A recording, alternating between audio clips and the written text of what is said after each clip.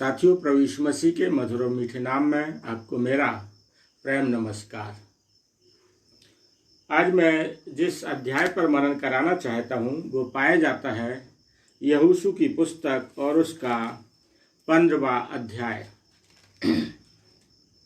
और आज मैं जिन बातों को आपके साथ शेयर करना चाहता हूँ और जिस चरित्र को लेकर ज़्यादा आज मैं फोकस करूँगा, ये वो चरित्र है जिसे जो हमारी बहनें हैं और जो पास्टर हैं, संडे स्कूल टीचर हैं, वो संडे स्कूल के बच्चों के लिए इस घटना को और इस व्यक्ति के चरित्र को लेकर समझा सकते हैं। और साथ ही साथ जवानों के लिए भी ये जो कैरेक्टर है इसके विषय में उन्हें सिखाया जा सकता है। तो यहोशू की पुस्तक उसके जो 15वें अध्याय को यदि जब आप पढ़ेंगे तो 1 से लेकर 12 तक और फिर आपको 20 पद से लेकर उसके अंतिम 63 पद में जो बातों का वर्णन है कि यहोशू यहूदियों के गोत्रों के भावों के अनुसार उनको चिट्ठी डाल डाल का बंटवारा कर देता है। और इसके बाद नगरों के नाम हैं और उनकी सीमाओं का वर्णन है।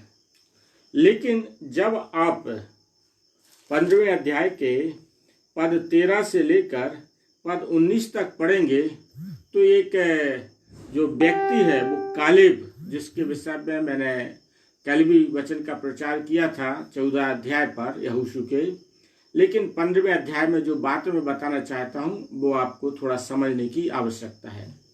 तो यहाँ पर आज हम कालेब के चरित्र पर थोड़ा सा मनन करेंगे। यदि आप कालेब के विषय में बाइबल में देखें तो जो कालेब का जो नाम है पूरी बाइबल में लगभग 30 बार आया है। कितनी बार? लगभग 30 बार उसका नाम आया है। और ये जो कालेब है यह गिनती उसका 13 अध्याय और पद 6 में आप पढ़ेंगे। यह यहूदा के गोत्र में से है और यपुन्ने का पुत्र कालेब है। और यहाँ पर 15वें अध्याय में जो बंटवारा हो रहा गोत्रों का, तो ये यहाँ पर यहूदा के गोत्रों के ही लोगों में बंटवारा हो रहा। और इतना नाम लेके विस्तृत वर्णन किसी और के विषय में नहीं बताया गया है, केवल कालेब के विषय में पद 13 से लेकर पद 19 तक इसका वर्णन और उससे संबंधित घटना का वर्णन हमें मिलता है। तो यहाँ पर जब हम पढ़ेंगे तो जो कालेब है वो एक साहसिक नौजवान है। एक ऐसा जो जवान है जिसमें निडरता है, एक ऐसा जवान है जिसमें कुछ कर दिखाने की हिम्मत है, चाहत है। यदि आप इसको पढ़ना चाहें तो गिनती के 13 अध्याय के पद 30 में लिखा है, पर कालेब ने मूसा के सामने प्रजा के लोगों को चुप कराने की मनसा से कहा, हम अभी चढ़ के उस देश को अपना कर लें, क्योंकि निस्संदेह हम में ऐसा करने की शक्ति है। अर्थात जो कालेब है वो पूरे आत्मविश्वास से भरा हुआ जवान है और वो उस रूप में भी अपने आप को देखता है कि हमें किसी से डरने की आवश्यकता नहीं है, क्योंकि हमारी ओर परमेश्वर है। और वो इस बात को कहते हैं, जैसे कि आप कहते ना जो जवान खून होता है वो ज़्यादा उबाल मारता है। लेकिन जो ये इसमें कालेब में जो एक जवान खून है जिसमें उबाल मार रहा था, ये ऐसे ही नहीं था। क्योंकि ये जब इस बात को आप देखेंगे तो ये लगभग 40 साल की आयु का था। और 40 साल की आयु में आप सोचिए, ये अपने अनुभवों के आधार पर, क्योंकि जब मिस्र से इस्राएली लोग निकले तो ये हो सकता है मिस्र में निकलने के समय पैदा हुआ हो या रास्ते में पैदा हुआ हो।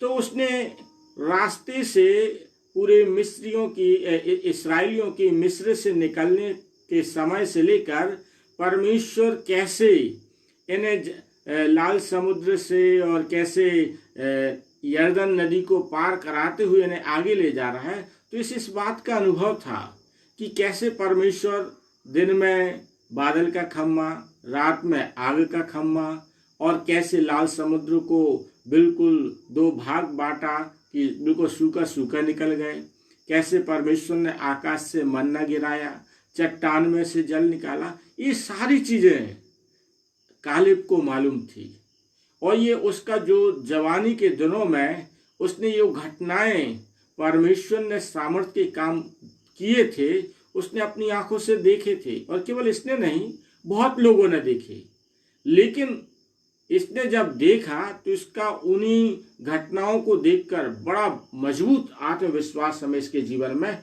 मिलता है, और जिसके कारण से इसमें साहस हम इसके जीवन में देखते। एक बड़ा साहसिक नौजवान था, जो आज के समय में हम जवानों में, जो जवान हैं आज के, उनमें होना चाहिए। इसके बाद हम जो इसमें और जो बात देखते हैं, ये जब इसने इतनी निडरता के साथ परमेश्वर पर विश्वास करते हुए आगे बढ़ता है, तो हम देखते हैं कि परमेश्वर ने मूसा के द्वारा कहा था, अब जो कहना चाहिए कि प्रतिज्ञा के देश में जो प्रवेश करेंगे, उस प्रतिज्ञा के देश में प्रवेश करने वालों में केवल 2 लोग हैं, बाकी के लोग जंगल में नाश हो जाएंगे। जो इस्राएली हैं, जो कुड़कुड़ाते हैं, वो क्या हो जाएंगे? जंगल में नाश हो जाएंगे। यदि आप पढ़ना चाहें तो गिनती उसके 26वें अध्याय के पद 65 में लिखा है। प्रतिज्ञा के देश में यदि हम देखें तो कालेब और यहोशू को छोड़कर बाकी सभी कुड़कुड़ाने वाले इस्राएली जंगल में नाश हो गए। अर्थात इन्हें वो सौभाग्य मिला कि ये प्रतिज्ञा के देश में प्रवेश करें और प्रतिज्ञा के देश में पहुंचे। तो इन्हें एक बहुत बड़ी जो आशीष है वो इस रूप में मिली कि प्रतिज्ञा के देश में पहुंचे। और जब प्रतिज्ञा में देश में पहुंचने का कारण क्या है? क्योंकि केवल ये नहीं है कि कुड़कुड़ाने के कारण से परमेश्वर ने इस्राएलियों को प्रतिज्ञा के देश में नहीं प्रवेश करने दिया। केवल कुड़कुड़ाने का कारण भी नहीं रहा, और भी चीज रही कि जिसके कारण से परमेश्वर ने यहोशू और कालेब को प्रवेश कराया। तो कालेब को क्यों प्रवेश कराया, उसे आप पढ़ सकते हैं गिनती की पुस्तक अध्याय 32 और पद 12 में, जहाँ पे इस प्रकार से लिखा है, परंतु यपुन्ने कंजी का पुत्र कालेब और नून का पुत्र यहोशू, ये दोनों जो मेरे पीछे पूरी रीति से हो लिए, ये तो उसे देखने पाएंगे। कालेब और यहोशू प्रतिज्ञा के देश में प्रवेश करने के जो उन्हें आशीष मिली, उसका कारण ये था पूरी रीति से ये क्या है, परमेश्वर के पीछे हो लिए, यहोवा के पीछे हो लिए। तो ये आशीष मिली। क्या आशीष मिली? ये प्रतिज्ञा के देश में प्रवेश करते हैं। इसके बाद आप देखें तो ये प्रतिज्ञा के व्यवस्था विवरण आप 1:36 में पाएंगे कि कालेब ही प्रतिज्ञा का देश देखने पाएगा। और फिर लिखा है कि जिस भूमि पर उसके पांव पड़े उसे दूंगा। परमेश्वर कहता है प्रतिज्ञा के देश में तो प्रवेश करेगा। तो प्रतिज्ञा के देश में तो वो पहले भी प्रवेश किया था। किस रूप में? भेदिया बन के प्रवेश किया था। गिनती आप 13वें अध्याय में पढ़ सकते। तो वैसा प्रवेश नहीं है कि अब तू जाके घूम फिर के आ जाएगा, नहीं। अब प्रतिज्ञा के देश में जिसमें प्रवेश करेगा, इसके साथ क्या लिखा है, जिस भूमि पर तू पैर रखेगा वो भूमि तेरी होगी। अब केवल तेरी ही नहीं होगी, इसके आगे लिखा है जो और आशीषें मिलती हैं परमेश्वर के पीछे चलने से, कि उसके यानी कालेब के वंश को भी दूंगा। और फिर आप देखें तो यहोशू 14:13 में लिखा है कि आज तक उसका भाग हेब्रोन में बना हुआ है। तो ये बहुत बड़ी आशीष परमेश्वर ने कालेब को दी। और दी किस लिए?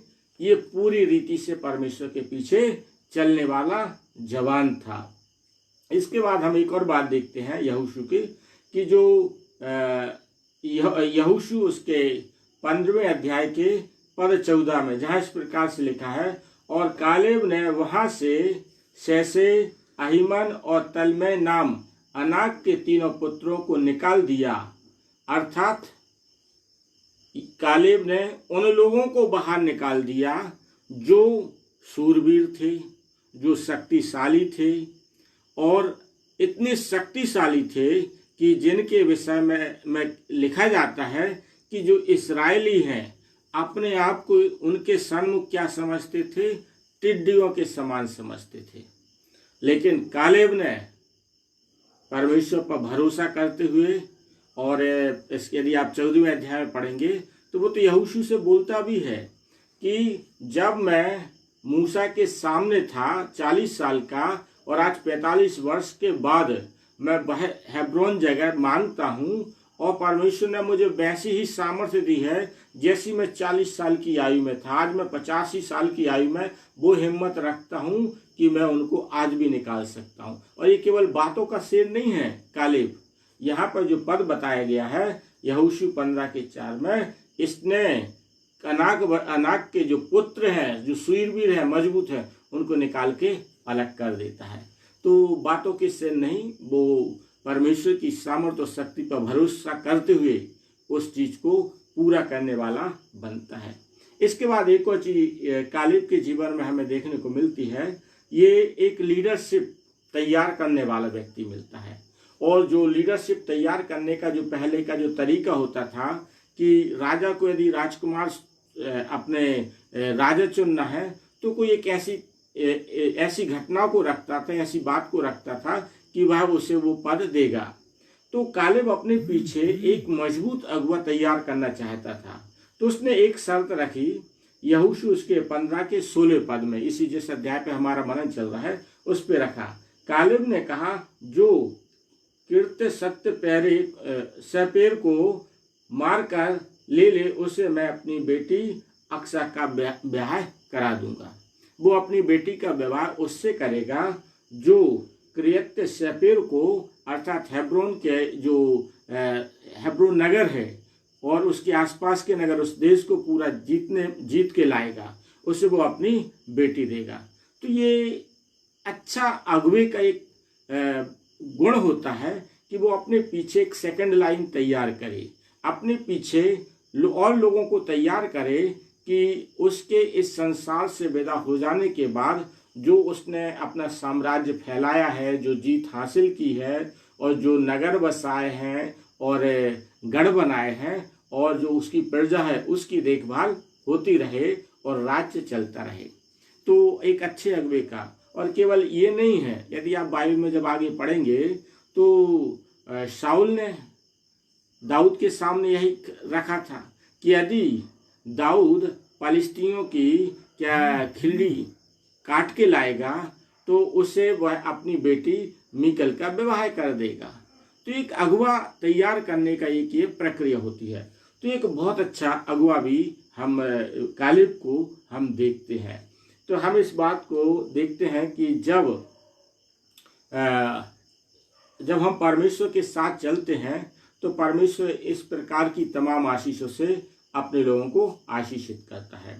तो बस मैं इस बात को कहना चाहता हूँ, हम बाइबल के केवल कुछ चरित्रों तक सीमित न रहें।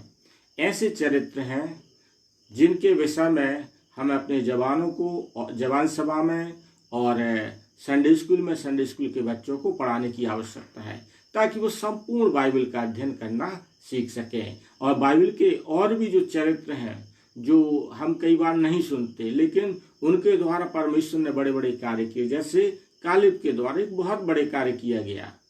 तो हम ऐसे और चरित्रों को बाइबल में खोजें, स्वयं पढ़ें, स्वयं उसमें मजबूत हों, और अपने बच्चों को भी हम उस चीज़ों को सिखाने पाए।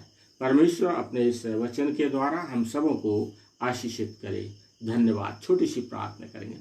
हमारे पवित्र सामर्थ्य परमेश्वर यहोवा, प्रभु यीशु नासरी के नाम से आपके पास आते हैं, धन्यवाद देते हैं जीवन की तमाम आशीषों के लिए जो आप अपने लोगों को प्रदान करते। धन्यवाद देते आपने कालेब को बड़ी सुंदर आशीष दी कि उससे सुंदर सुंदर आशीषित किया कि वो प्रतिज्ञा के देश में प्रवेश करे, और जिस देश में प्रवेश करे वो भूमि उसे और उसके संतानों के लिए दी। सच में प्रभु, हम भी ऐसे ही आप पर विश्वास करते हुए आगे बढ़ने वाले बन सकें। ऐसा मन, ऐसी आत्मा से परिपूर्ण कीजिए। सारी बातों में आपका धन्यवाद देते हुए प्रार्थना प्रभु यीशु नासरी के नाम से मांगते हैं। आमीन, आमीन, आमीन। यदि आपके पास कोई प्रार्थना का निवेदन है जिसे आप चाहते हैं प्रार्थना की जाए, तो आप अपने प्रार्थना के निवेदन जो कमेंट्स बॉक्स होते हैं उसमें लिख सकते हैं। तो मैं निरंतर आपके परिवार को और आपकी समस्याओं के लिए प्रार्थना करने पाऊंगा। परमेश्वर आप सबों को आशीषित करे। धन्यवाद।